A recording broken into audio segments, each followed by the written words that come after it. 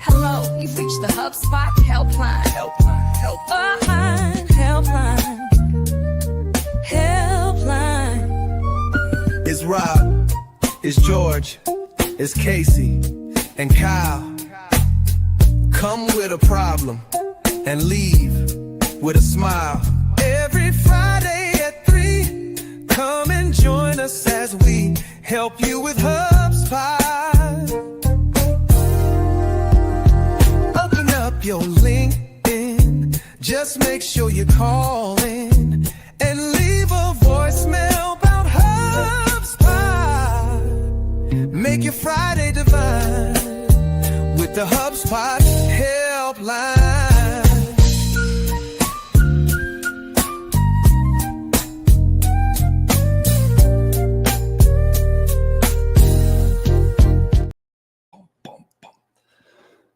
George is still dancing. Hello and welcome to the HubSpot Helpline. It's Rob, it's George, it's Casey, and it's not Kyle. Chris is here. We've already played the Imperial Star Wars music, but I want to start off not even by asking everyone how they're doing, but by wishing the man, the myth, the legend, George B. Thomas, happy birthday, buddy.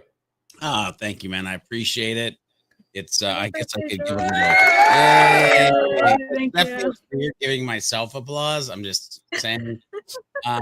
Yeah, I'm officially old as dirt. So there you go. Here's to another 365 days, hopefully, on this planet, helping humans with HubSpot. But thank you for the warm wishes. You know what's crazy? All this time we've spent together and hung out and tried to solve HubSpot problems. I never knew we were birthday neighbors. My birthday is tomorrow. Oh, man. All right. Another Libra. Let's go. Let's go, baby. Yeah, Libra birthdays are in season. Yes. But George it's kind of weird. George does not want to be applauding himself or talking about all that. And Chris almost just forgot all about George's birthday to bring up something that he himself has been struggling with, which caused a bunch of ruckus and commotion in the green room. I don't know if we want to continue congratulating George on navigating life for another 365 days, or if we want to get to Chris's question, but Chris, I'll turn it over to you. Well, let's let Mr. Lewis here wish George a happy birthday too. My boy, Jeffrey Lewis. Hey, brother, it's been a long time, man. Appreciate you, dude. He's a good dude. He is. Yeah, something that's been happening a couple days now, different clients. I've never been able to solve it without dealing or handing it off to the IT team that is in charge of the Microsoft platform of the business. But this issue where people just don't like using the Outlook HubSpot add-in to log emails because they're constantly being logged out and it's not doing things they expect it to be doing.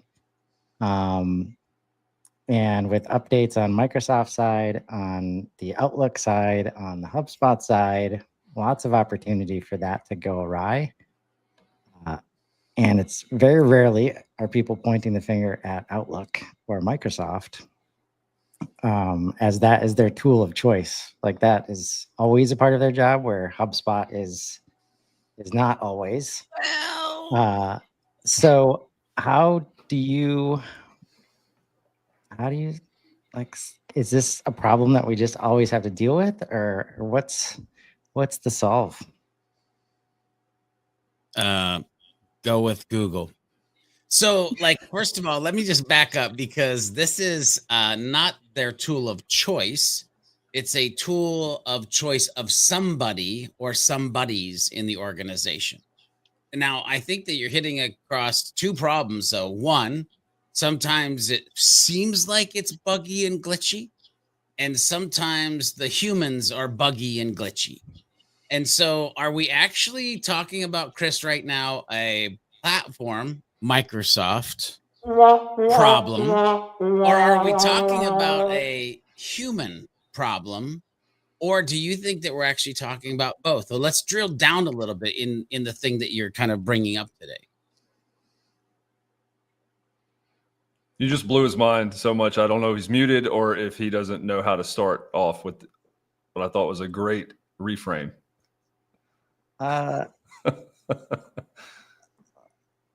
There's a recent update.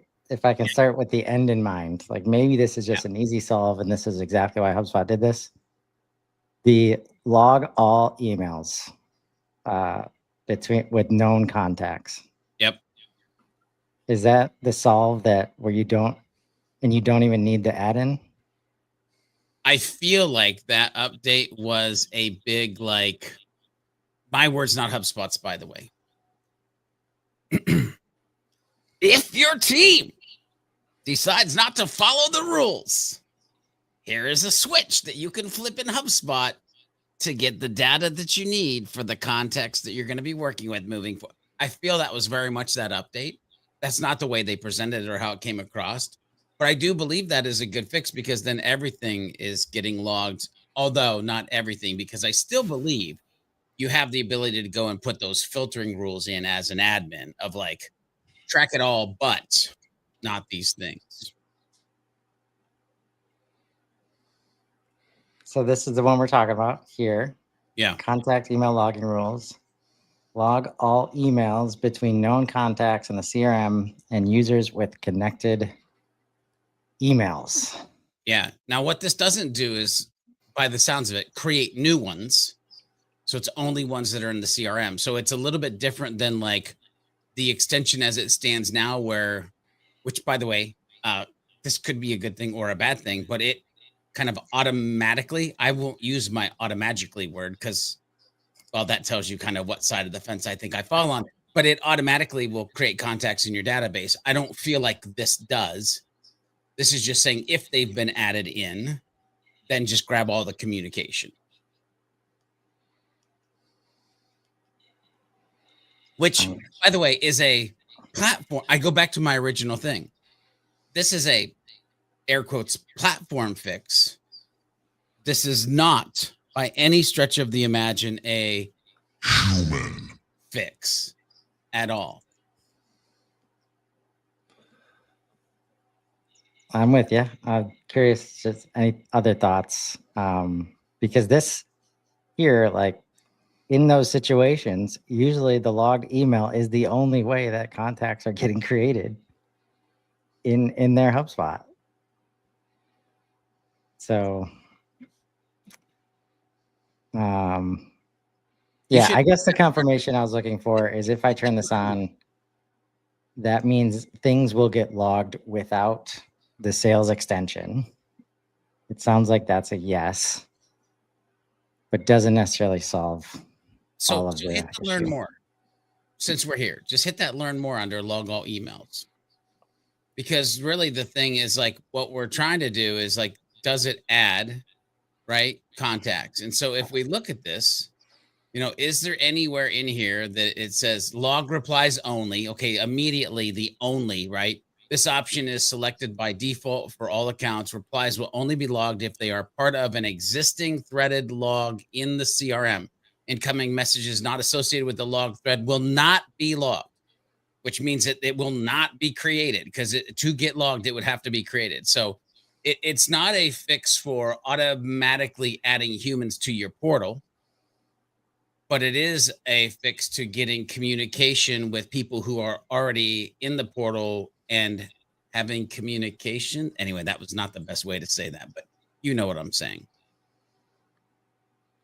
That was what I was trying to wrap my head around with my slow brain today, for whatever reason. So can I be honest with you? Like, and I may get hate mail. I hate. Not if you don't turn on this feature. That's a strong word. No.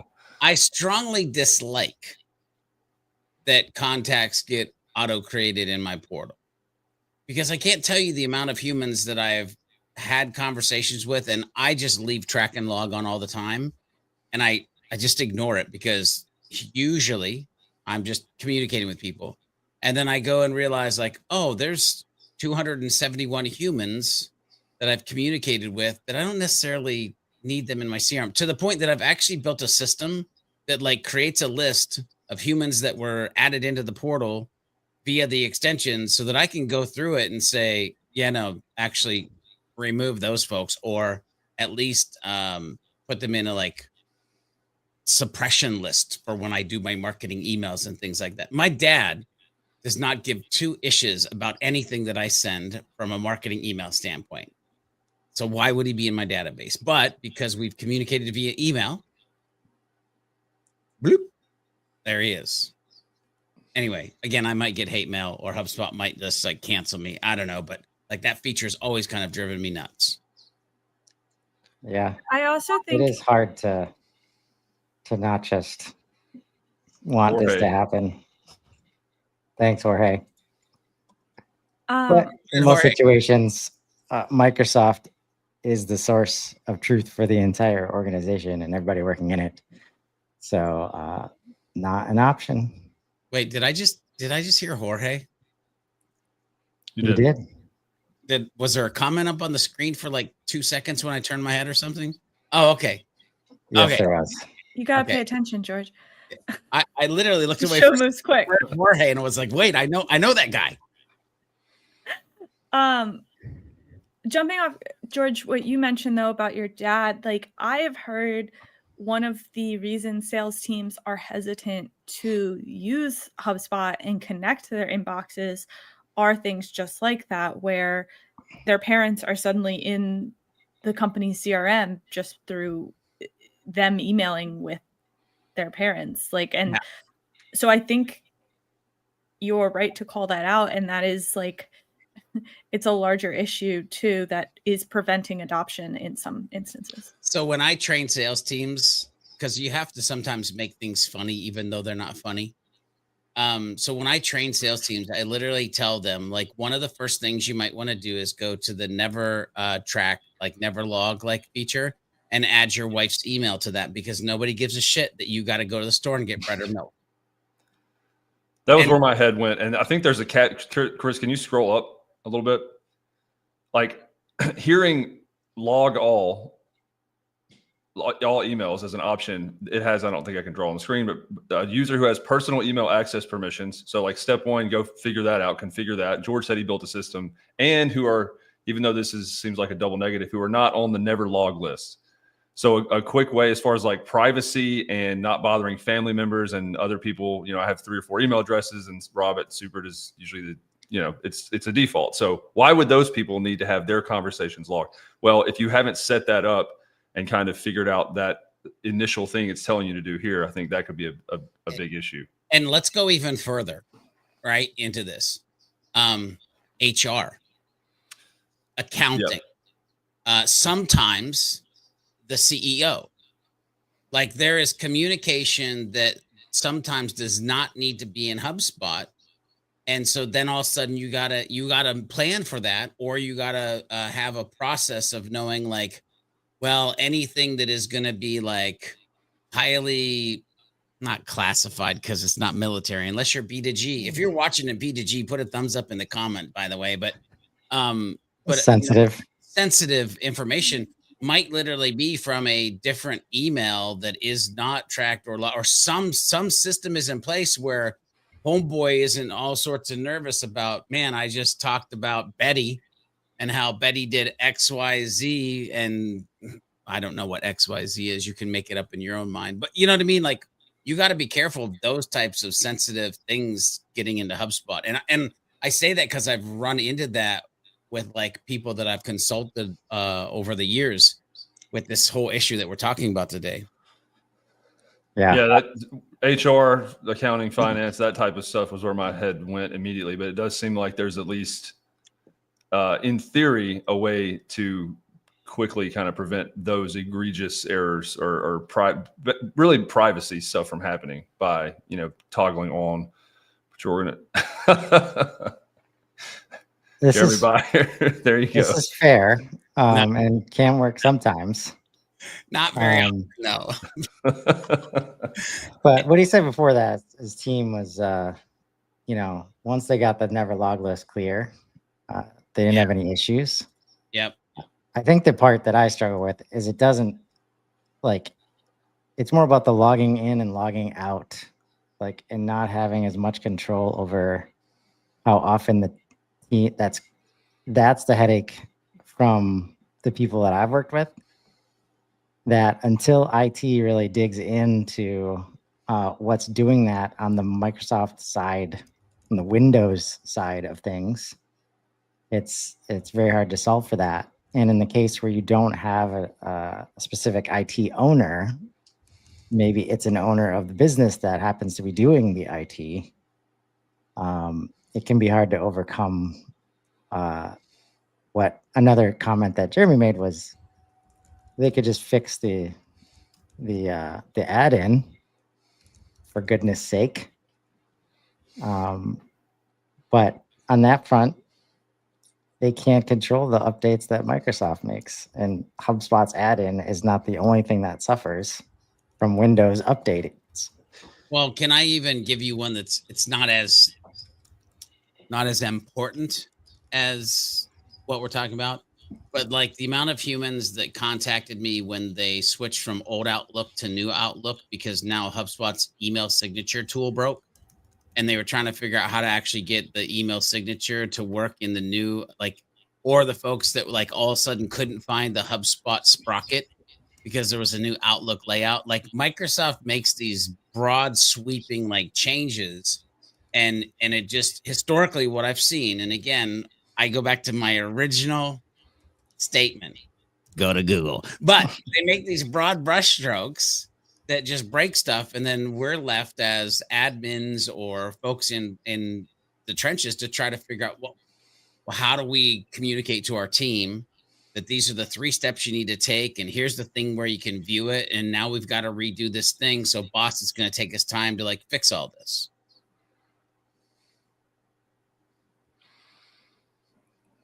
Use Google, I think is the bluff.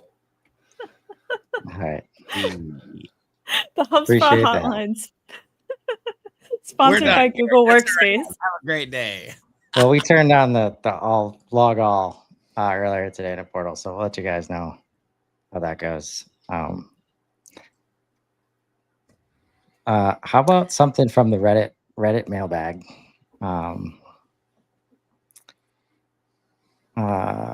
Let's see here.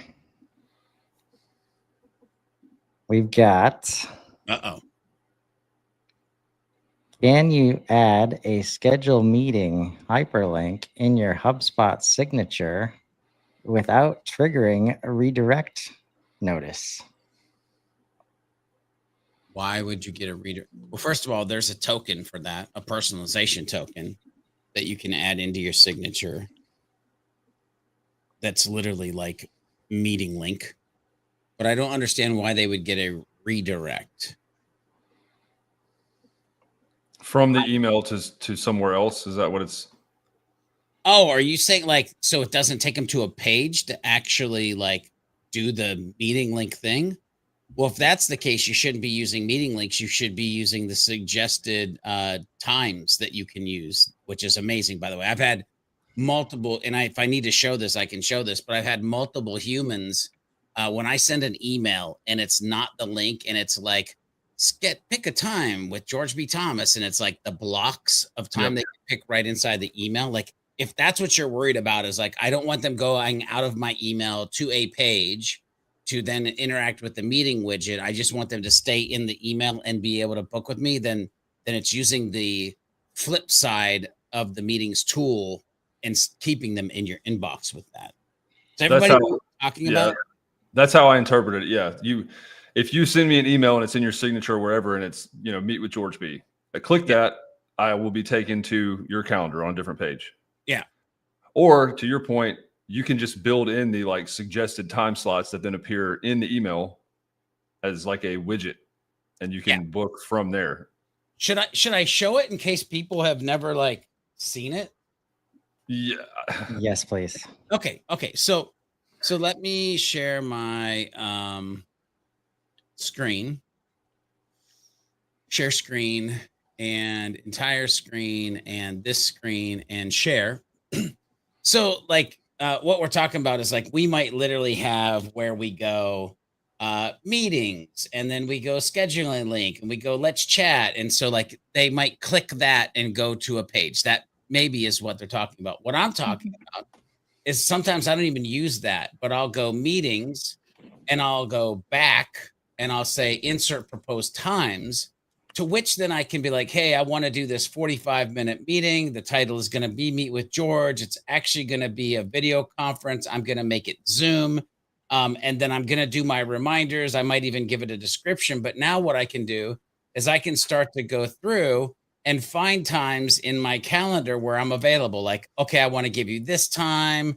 I want to give you this time. This time. I might go ahead and go into the next week where I have some more time. And now I'm literally, instead of giving them all of my calendar and sending them out to a page with my widget, I insert those times. And now, by the way, HubSpot, fix this, please. The dot should be right up to the guest, so I don't have to fix it with Grammarly every time. If you're out there, PM, just know. Anyway, now you have this. And so like they can click on the thing and they can book the meeting and pick the time and they're off to the races. So I've never seen this before. wait, what? What? Wait. I have it.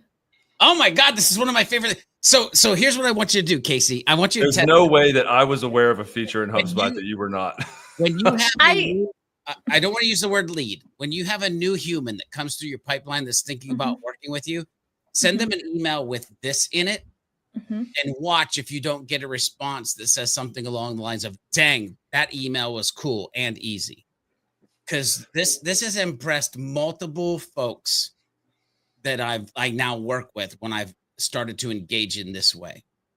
While we're here talking about like the non-lead but humans, can you click? Well, I don't know if you book with yourself, but can you go back and insert the other meeting link just so we can understand redirect notice? Because clicking on these is going to do one of two things, and so is the other meeting option. Like a redirect link, which was why the question was even asked, is now going to open a new tab and redirect you to this page, right?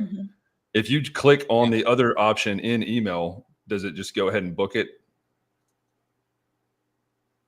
See, it's slightly different. Yeah, it takes you to more like this. It's a confirmation instead of a choice and like a grouping. So yes, I no longer have to like. So for instance, if you think about the here's the thing. I click this, right, and all of a sudden, immediately, like, man, this dude is like. Well, first of all, this dude is busy, so quit judging. But right now they got to go next month, and then they got to go 45 minutes or 1 hour. They're not sure. They're confused. Now they got to look at days. Yeah. The other experience is like, here you go. Like it was a super easy choice of like, boom, and I'm done. Yeah, this doesn't like my calendar link looks like yours, George, where like you click it and it's like, do you want to meet next year? Yeah. Yeah. And we can I do think of like the friction that causes, and even to your point, like are people like she can't even meet with me. I'm not gonna like work with her.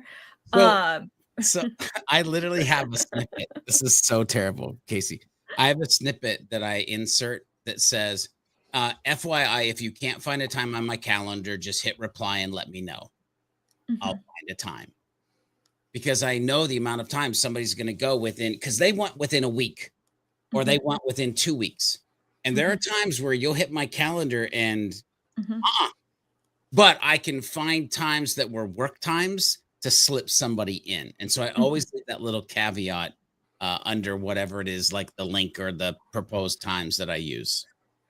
Chris, what are some other reasons, since you've been quiet and I feel like you're about to weigh in, that makes the value and the experience better on behalf of whoever is booking, right? Like, is it least resistance and just to a point of like them having to decide and then go back and forth and compare? Like going through it live helped because it would be much easier.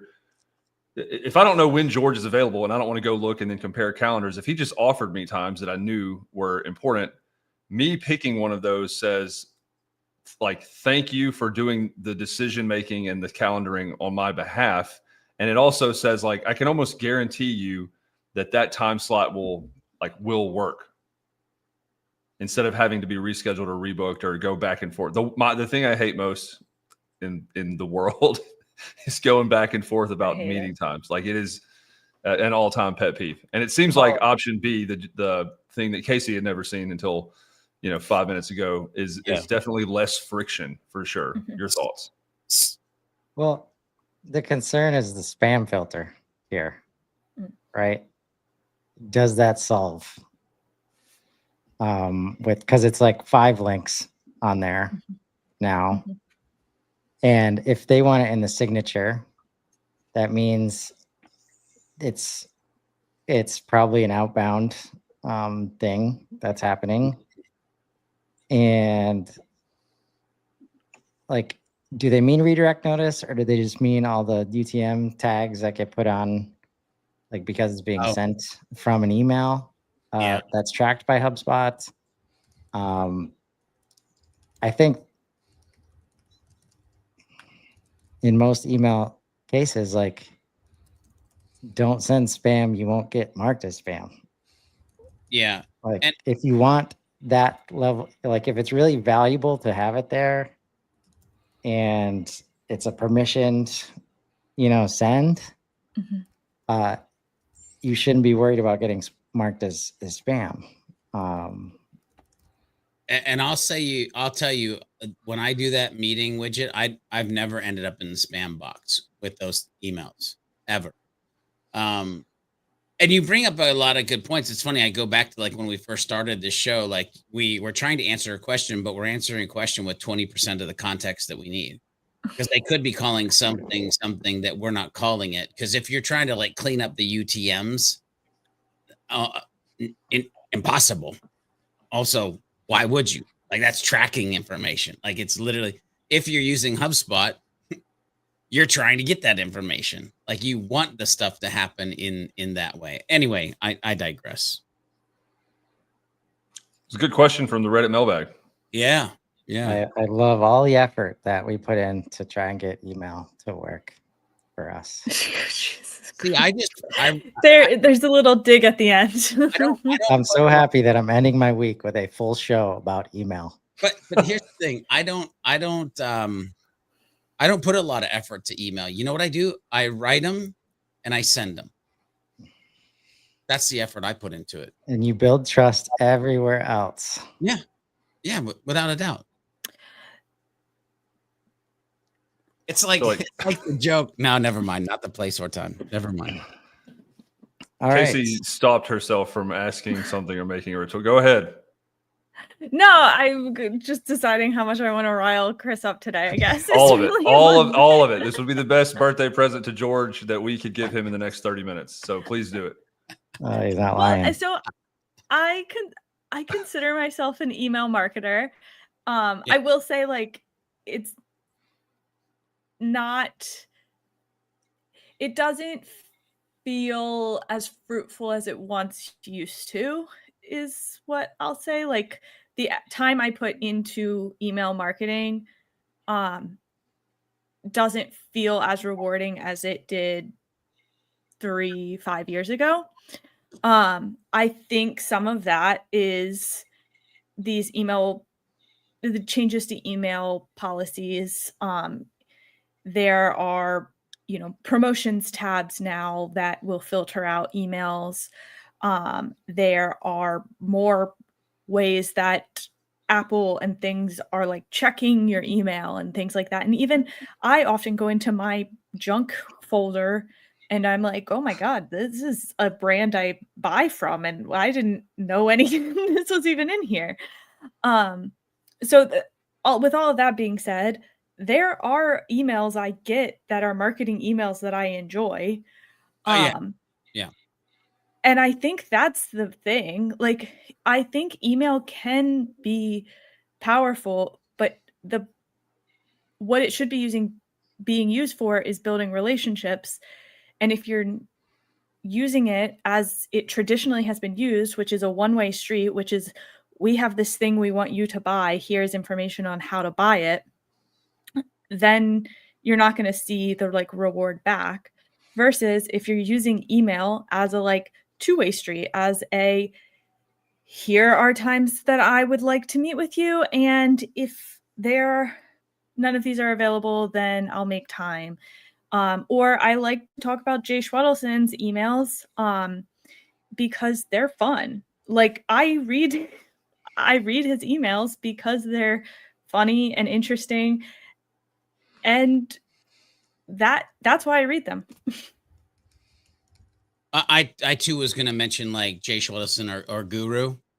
And here's the thing, like, it's because people make it fun, they make it enjoyable, they make it meaningful. But I have a question, Casey, because I'm curious, and refresh my memory how you said it. You said it's not as fruitful as it once was. Is that Yeah, I mean, I was no. waffling. The words are fine. It's not as fruitful as I once found it. Mhm. Can you name me one thing that is More fruitful now? I'm not trying to wax funny here. No, I know. As a marketer, Mhm. give me one thing that feels as fruitful as it once did 2 years ago, 5 years ago, 10 years ago. Yeah, I'll you're wait. right. A live conversation with another human being. Without a doubt. Without a doubt. And I think That's about it. My birthday's tomorrow, so I'll go boomer or old school here as well. With a story, right? Because humans like stories. I bought something on Tuesday. I'm going back to my inbox now. I bought something on Tuesday.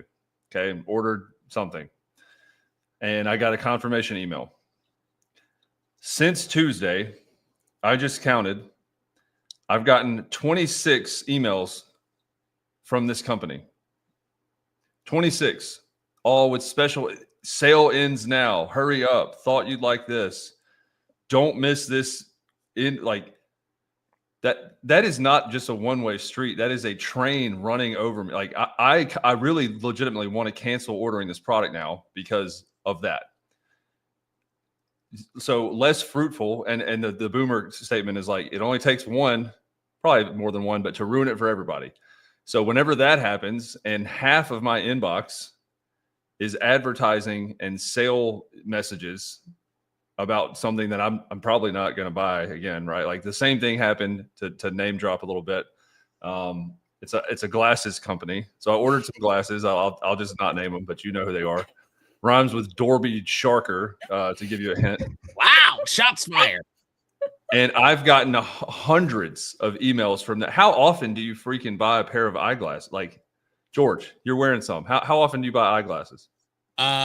It's every couple of years potentially. Which Not 3 times a day? No. Are you sure? No, I know that it's not 3 times a day.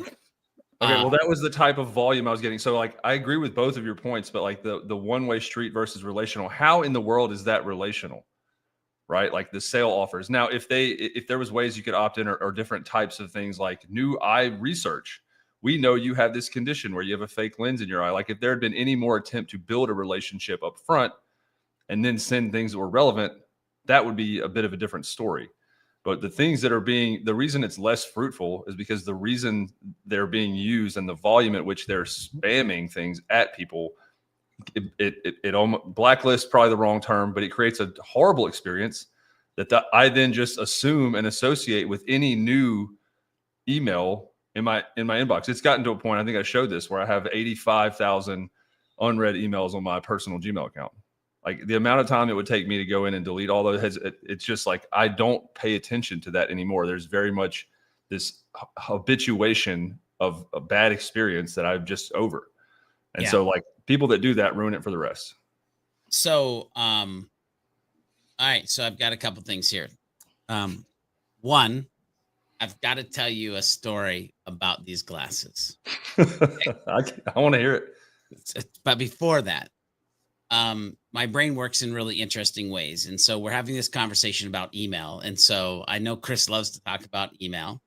But I was like, I went to my partner, AI partner, and I said, you know what? I want to be able to have a way to communicate the problem that we're facing right now with the way that people are sending emails. Because Casey was like, yeah, if it's entertaining or it's like visually whatever, like there are emails. She said there are emails that I still enjoy. Okay, so I went to it and I love this, where email would be engaging, motivating, aligning, inspiring, and leading. And I want you to think about those words. And if you sat down to write an email and it was like, how do we make this the most engaging email that motivates the human to realize that we're aligned in the efforts that they're trying to achieve and can inspire them in the future outcome of their life and lead them to the right place to get the conversation started? That becomes, to me, an enjoyable email. Okay, now, these glasses. First of all, when I first got glasses, I walked into the doctor's office and my wife was like, I think he needs glasses. To which I said, I don't need glasses. I was in the appointment for all of about 7 seconds. And the doctor pulled the things away from my eyes and said, you need glasses. Now we just need to figure out what type. So I get the prescription. I go to the store and I say these words. Yo, I need some glasses for a fat head because I have a fat head. And she goes, oh, we have that brand. And I'm like, no. My head is fat. I need glasses for a fat head. And she said, yes, we have that brand. So these are fat heads. That is the brand of these glasses. And that is what I wear because I need fat heads for a fat head. Just a real story. That is unbelievable. That is niche branding right there. Right there. I bet they own that market. Oh, without a doubt. I thought, kind of a weird follow-up. I thought Fathead was the sports and memorabilia collectible thing that did posters like that you could put on your wall. It's also Harley, right? Is it Fathead Harley? Anyway, but yes, they're glasses and they literally have like an F for like fat heads on the side. Anyway. And I do open their emails to take this full circle when they email me. Well, I was much more relational and much more niche and then thus memorable than I'm not going to mention this company, but but maybe I'll send them an email back and be like, look. Well, that's why it's painful when well-respected individuals tell everybody it's okay to send 20 damn emails over like 2 or 3 days. And Chris, then you have everybody people else like sharing it like it's a badge of honor that they're following these rules that one person in the world gets to follow because they don't have to follow the rules of everybody else. How about we get another one out of the mailbag? Chris is dying to not talk about email. Chris is like, please let there be something about orders in this mailbag, please. I had a non-email follow-up, but we'll go to mailbag first. I think it'll be. Does a simple way exist to create a CSV of all published pages? I just want to have a list of all published pages, even if I have to combine a few separate lists, i.e. blogs, site pages, etc.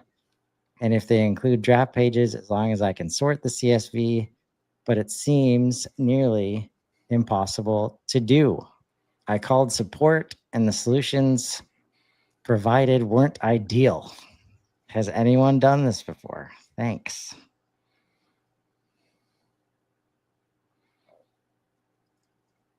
I have not done this before. So what's interesting is that you can go. Now I'm wondering if it got sharing your screen yet? No, I'm not yet because I'm trying to find out. Oh, actually, hang on. Let me go here. Yeah. I'm almost positive this gives them what they want, even though it doesn't say that. So if I go here and then you share your screen. Yeah. I'm getting there.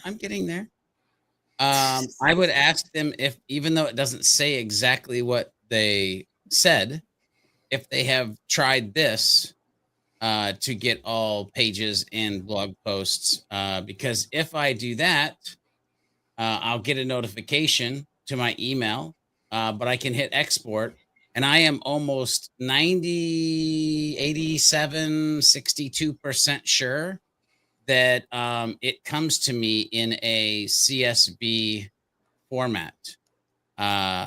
I'm getting the HTMLs for all the pages with that. So but there, I think it comes in the package of the zip file as I think there's a CSV in the package though. At least I thought. Maybe it's changed, but historically I could have swore when you open the zip package of the thing that you download that there's a CSV file in with it. My question is, why do they want to see this too?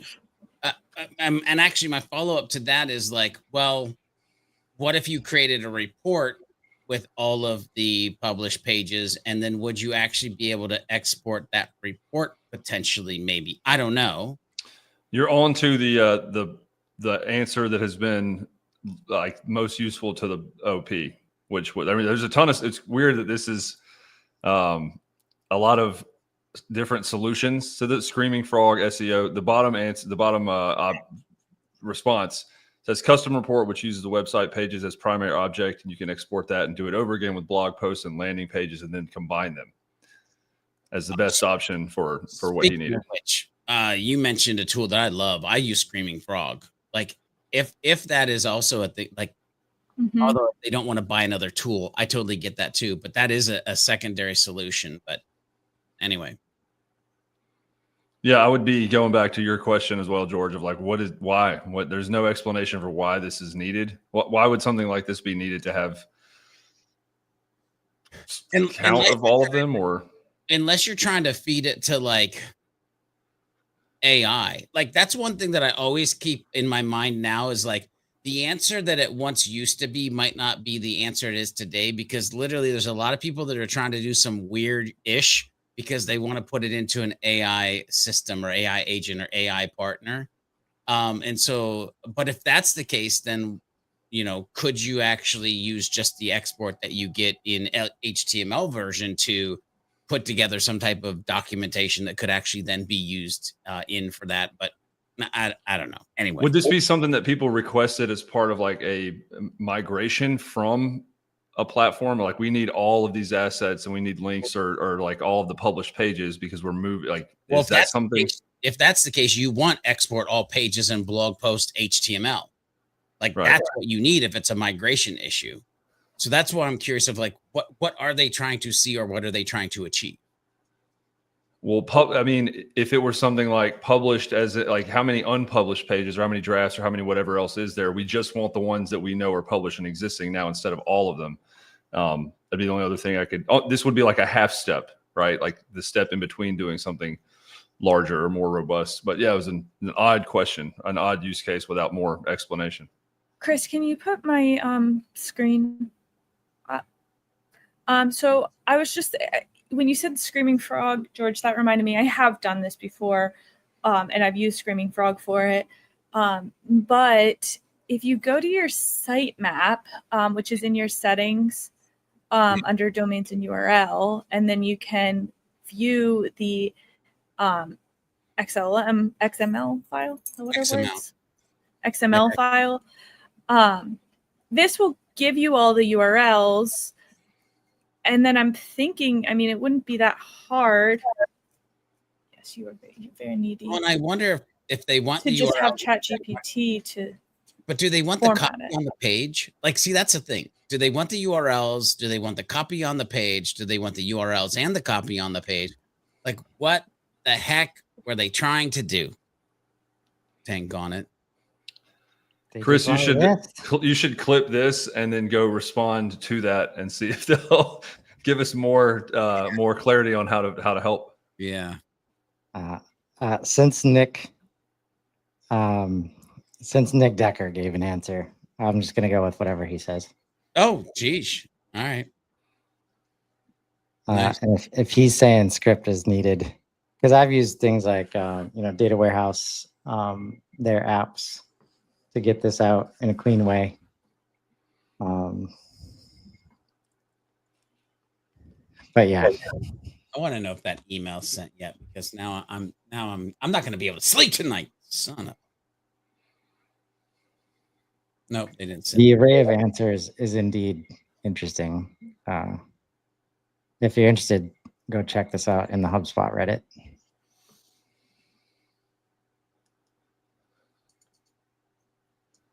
I wonder.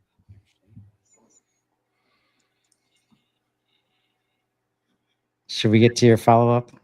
I Rob also wonder Jones? if a custom report would work. Sorry, but you can move on.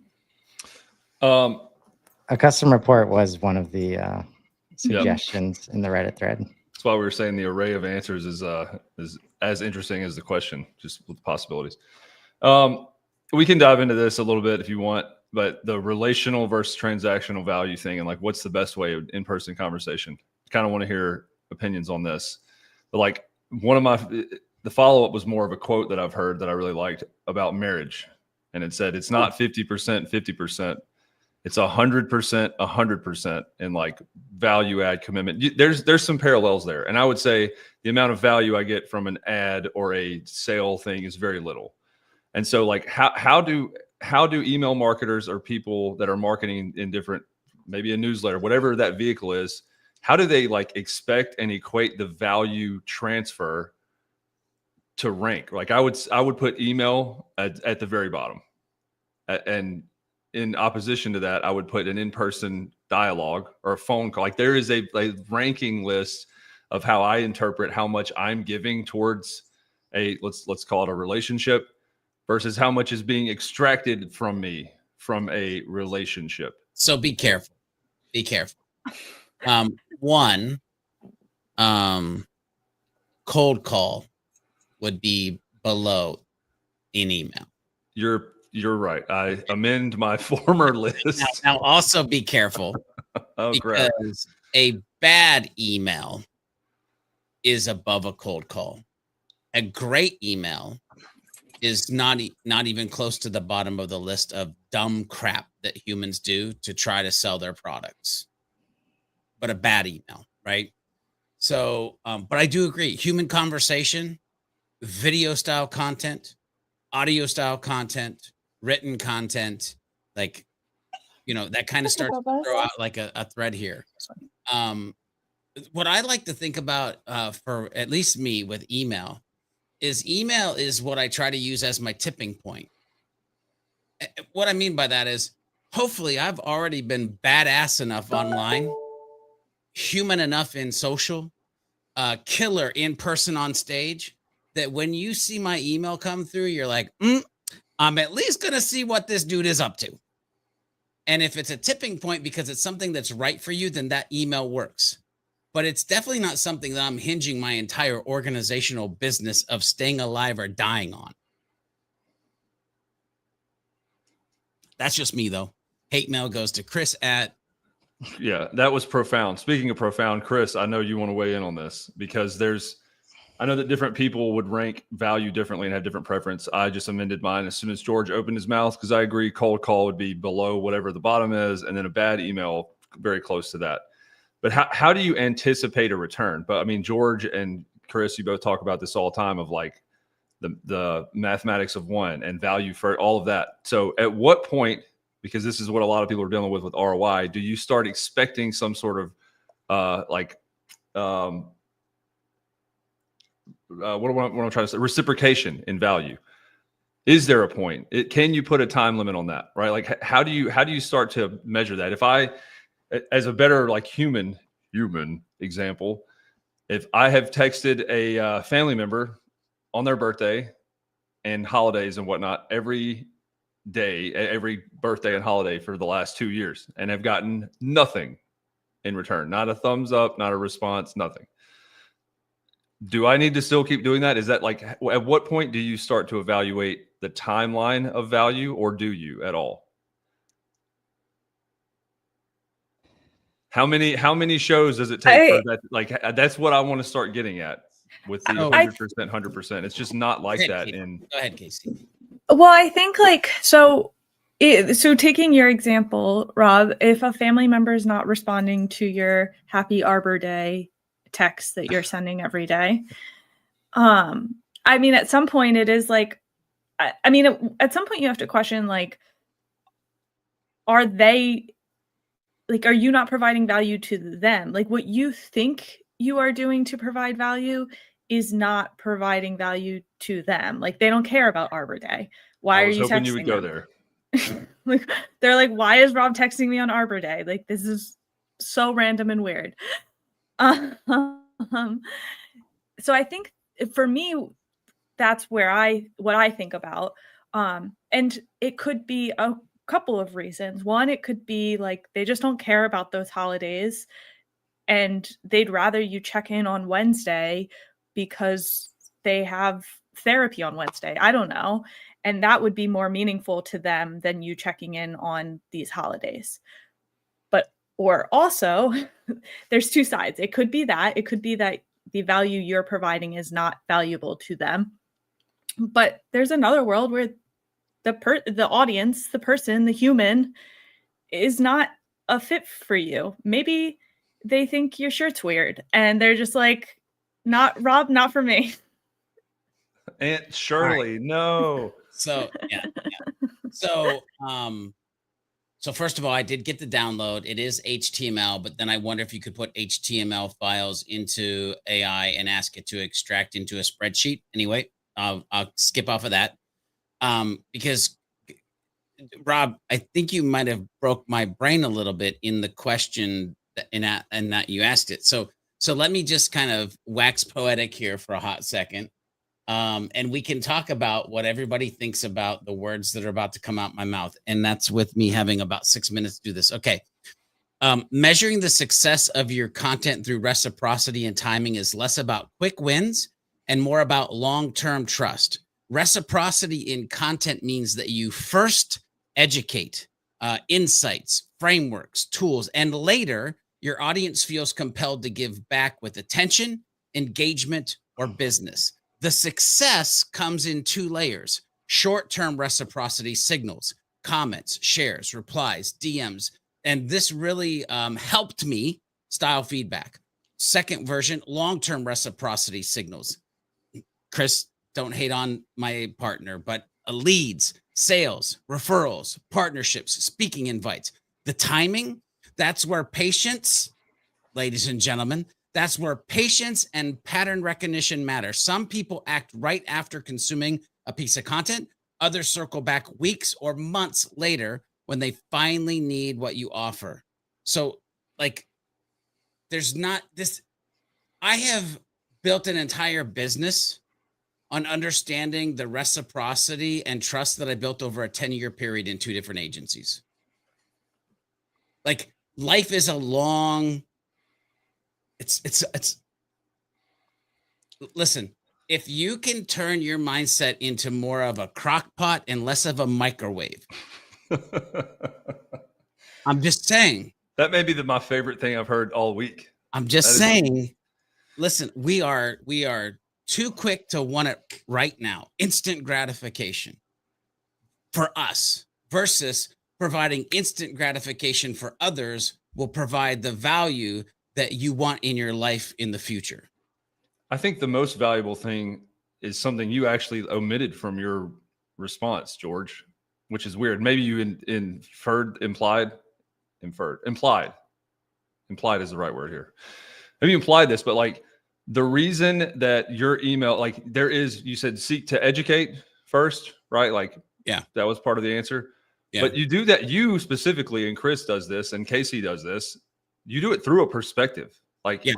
There is an intentional opinion that you have that you use to like put the education out, right? That is to me the most important. You do that incredibly well. So did you mean to not say that, or was that? No. So it's another part. Plus I want to get into this other piece before we run out of time. One, there's 2 things that I have to say. One, I would speak on stage if it was one person in the room. I would do a video if one person watched it. I would do create an article if one person was able to grow from it, because I'm focused on how do I help people. I'm a catalyst, become 1% better each and every day with one piece of content and the one thing they can learn. Like, that's just fundamentally how I am, who I am. So let's dive back into this because I think this is interesting. Reciprocity doesn't always work on your timeline. Think of it like planting seeds. Some sprouts fast, like comments, referrals, that kind of stuff. And some take a season, right? After 6 months, I've been following you for 6 months and now I'm ready to. Here's what I love right here. This line right here. The challenge, and I'll add this in, it doesn't say that, but the challenge for most humans is detaching your measurement from instant gratification. If you only judge success by immediate return, you'll undervalue the slow burn relationships your content is quietly building. Like, somebody should frame that line, right? The challenge of humans is detaching your measurement from instant gratification. If you only judge success by immediate return, you'll undervalue the slow burn of relationships your content is quietly building. What's powerful is stacking your content like layers. Each piece is a touch point over time that consistently builds enough value equity that reciprocity has no choice but to show up. There it is. Oh my God. Oh, so good. That was amazing. I would not want to speak after that, but Chris, I you do. have the last I do. 2 minutes. I Go do. ahead, buddy. Because that instant gratification always relates to what you want, not what the customer wants. If that's out of the picture, then all you have to do is answer the questions. Will this build trust? Will this add value? If the answer is no to both of those, why in the world would you do that thing? The only reason we do, like all the emails you mentioned, because I need to sell more. I need to hit my KPIs. And I'm going to try and manipulate you by telling you you're running out of time. There's not enough left. This is the best price you're going to get. All these scarcity, fear of missing out, like, because we know that works on humans, but it's working less and less because AI doesn't appreciate it. And these companies, social and Google and Microsoft, are now utilizing AI to get that ish out of your inbox because they know we don't like it. And you're going to come on the show and say, I don't like the fact that I've been emailed 26 times. Yeah. Like, how many posts have we seen about all these inbound emails, even to the point where people think they can be clever and say, yes, this is another inbound email. You got that email today? Like, that's, yeah. And it was addressed to Isabel. So yeah, I get that it's not personalized. Thank you. Trust and value.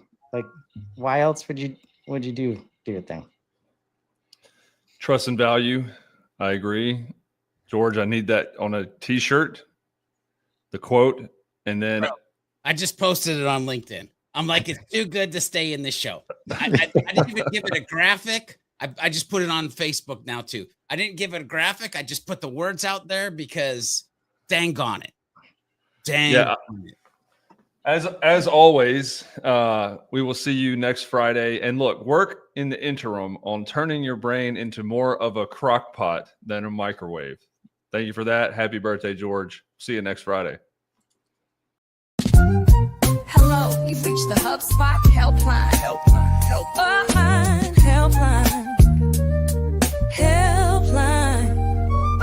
It's Rob, it's George, it's Casey, and Kyle. Come with a problem and leave with a smile. Every Friday at 3, come and join us as we help you with HubSpot. Open up your LinkedIn, just make sure you call in and leave a voicemail about HubSpot. Make your Friday divine with the HubSpot Helpline.